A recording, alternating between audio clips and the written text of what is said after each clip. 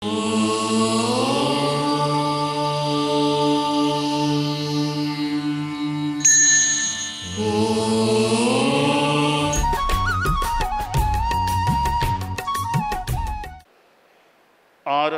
वाङ्मय में कहा गया है, धम्मज्जियम च व्यवहारम बुद्धे हायरियम सया तमायरंतो व्यवहारम गरहम नाभिगच्छै। शास्त्रकार ने बताया है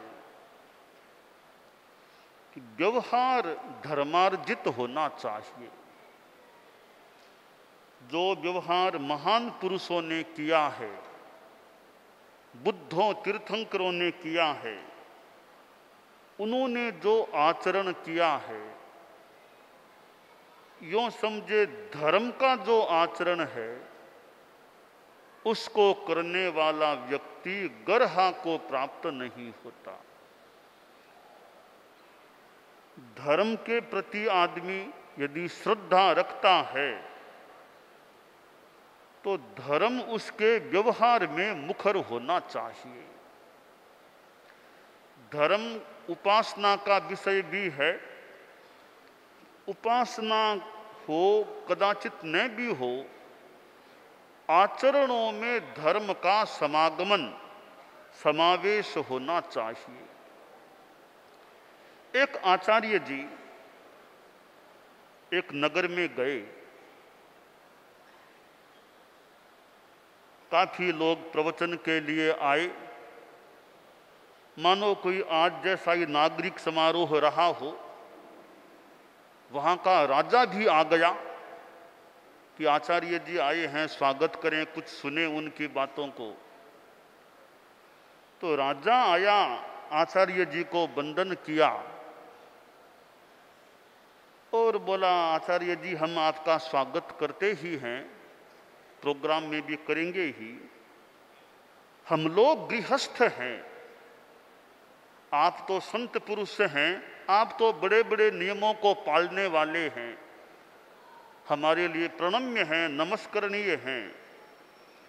हम लोग जो गृहस्थ हैं और आम जनता है, आम जनता यहाँ की, आप आम जनता के लिए कुछ बातें बताइए जो सामान्य धर्म की बातें हों, और मेरी प्रजा और मैं स्वयं जिन बातों पर कुछ आसानी से अमल कर सकें और चल सकें। तो आपकी बड़ी बड़ी बातें भी हम सुने, अच्छी बात है। आज आप हमें सामान्य धर्म की कुछ बातें बताएं तो आपकी बड़ी कृपा होगी। आचार्य जी का प्रवचन शुरू हुआ। आचार्य जी ने कहा कि राजा ने हमसे कहा है कि सामान्य सी कुछ धर्म की बातें बताइए जिनका हम आचरण करके अच्छा जीवन जी सकें। तो मैं राजा की बात को ध्यान में रखते हुए आचार्य जी बोले, कुछ सामान्य सी बातें आम जनता के लिए धर्म की बातें बता रहा हूं। तो आचार्य जी ने जो बातें बताई एक श्लोक में वे निबद्ध हैं, और वह श्लोक इस प्रकार है।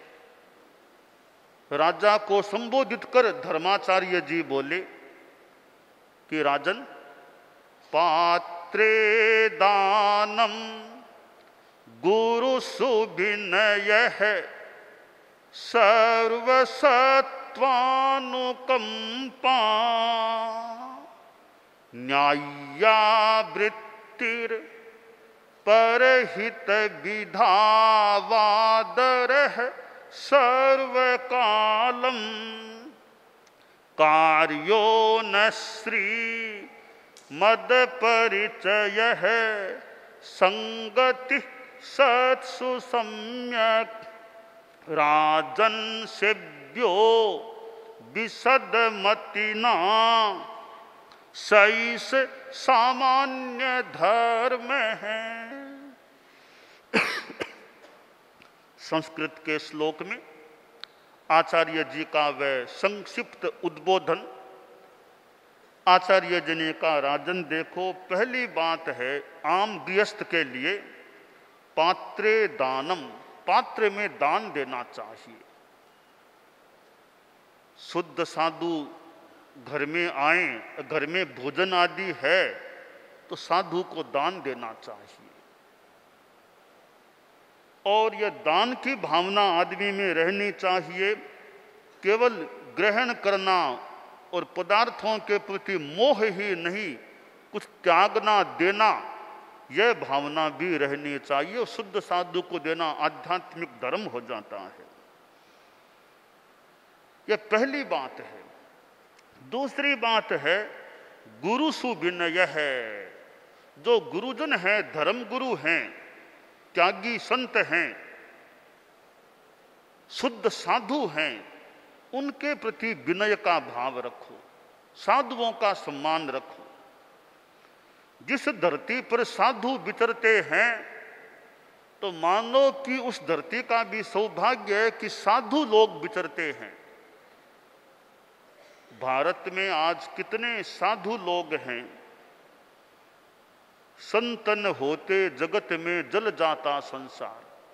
यह संतों की साधना, संतों का सदुपदेश, उसका भी अपना प्रभाव है, कुछ योगदान है कि दुनिया ठीक ठाक चल रही है। तो सद्गुरुओं के प्रति विनय का भाव होना चाहिए। राजन तीसरी बात है सर्वसत्वानुकंपा। आदमी के मन में प्राणियों के प्रति दया की भावना होनी चाहिए कि मेरी ओर से बिना मतलब किसी को कष्ट न पड़े, तकलीफ न पड़े। मनुष्यों के प्रति सद्भावना रहे, दया की भावना, सद्भावना। जाति संप्रदाय आदि को लेकर दंगा फसाद, मार काट, हिंसा, हत्या को मौका ही नहीं मिलना चाहिए।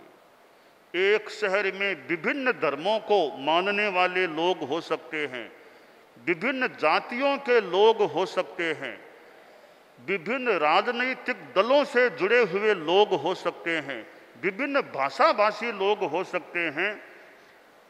इस विभिन्नता में भी, अनेकता में भी सद्भावना रहे, एक दूसरे के प्रति अहिंसा पूर्ण, मैत्री पूर्ण व्यवहार होना चाहिए।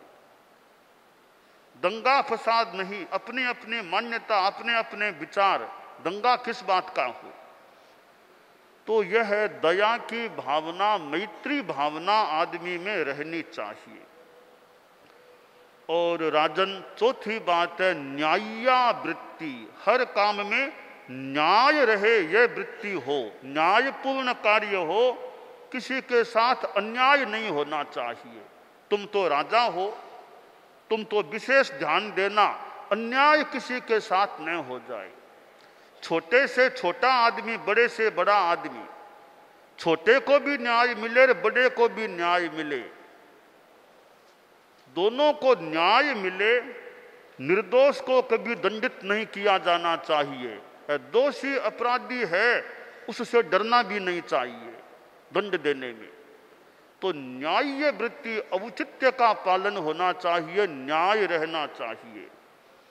संस्कृत में कहा गया है निंदन्तु नीति निपुणा यदि वास्तुवन्तु लक्ष्मी समाविशतु गच्छतु वा यथेष्टम अद्यैव वा मरणमस्तु युगान्तरे वा न्याय्यात् पथः प्रविचलन्ति पदम न धीराः।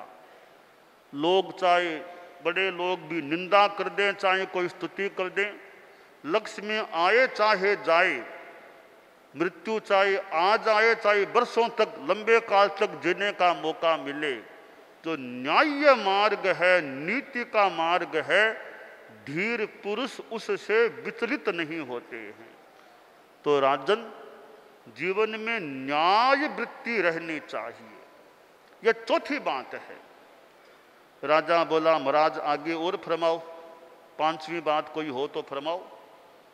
आचार्य जी ने कहा देखो परहित विधा वादर सर्व कालम। यह मन में भावना रहे कि दूसरों का हित कैसे हो, किसी का अहित नहीं, दूसरों का हित हो, ऐसा काम आदमी को करना चाहिए।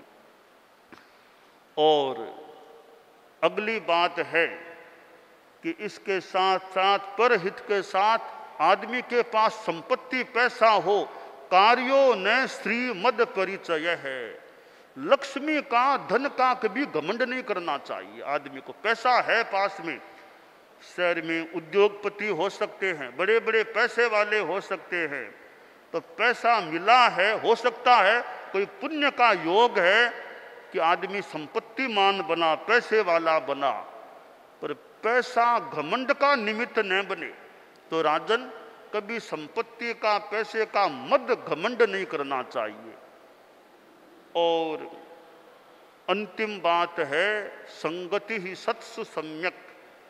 तो सज्जन लोग हैं, संत पुरुष हैं, उनकी संगति करनी चाहिए। आदमी को अच्छों के संपर्क में रहना चाहिए, बुरों की संगति नहीं करनी चाहिए। तो ये राजन कुछ बातें सामान्य सी हैं। राजन सेव्यो विशद मतिना सईस सामान्य धर्म है।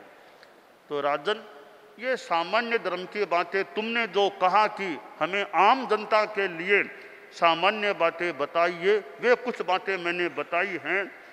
और राजा स्वयं भी और जनता भी इन बातों पर अमल करे तो जीवन अच्छा रह सकेगा।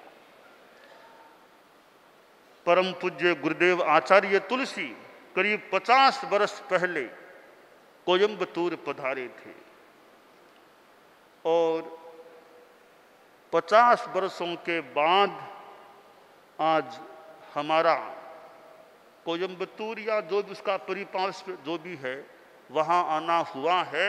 और कोयंबटूर में मर्यादा महोत्सव का लक्ष्य लेकर आ रहे हैं। हमारे जीवन में मर्यादा है तो जीवन अच्छा है, मर्यादाहीनता होती है तो जीवन अव्यवस्थित हो सकता है। कोयंबटूर की जनता की ओर से या विभिन्न संस्थाओं की ओर से, और जैसा मैंने जाना जैन महासंघ के आयोजकत्व में जो यह नागरिक अभिनंदन या स्वागत समारोह हो रहा है, इतने लोग कोयंबटूर के यहाँ संभागी बने हैं, यह भी बहुत अच्छी बात है। विभिन्न संस्थाओं, विभिन्न वर्गों से जुड़े हुए लोग यहाँ पहुँचे हैं। तो कोयंबटूर में हमारे 3 जो सूत्र हैं अहिंसा यात्रा के, सद्भावना, नैतिकता, नशा मुक्ति, कि आदमी में सद्भावना रहे, सबके प्रति सद्भावना, हिंसा को बेकार मौका न मिले, और नैतिकता, to keep honesty in the work, कार्य में ईमानदारी रखना, यह वृत्ति रहे। और नशा मुक्ति, de-addiction, no smoking, no drinking, no gutkha, nothing, नशा मुक्त जीवन हो। तो सद्भावना, नैतिकता, नशा मुक्ति, ये तीनों चीज़ें कोयंबटूर की जनता में रहे। हमारे 3 संकल्प अहिंसा यात्रा के। पहला संकल्प है, मैं सद्भाव पूर्ण व्यवहार रखने का प्रयत्न करूंगा। I try to keep harmony with all human beings.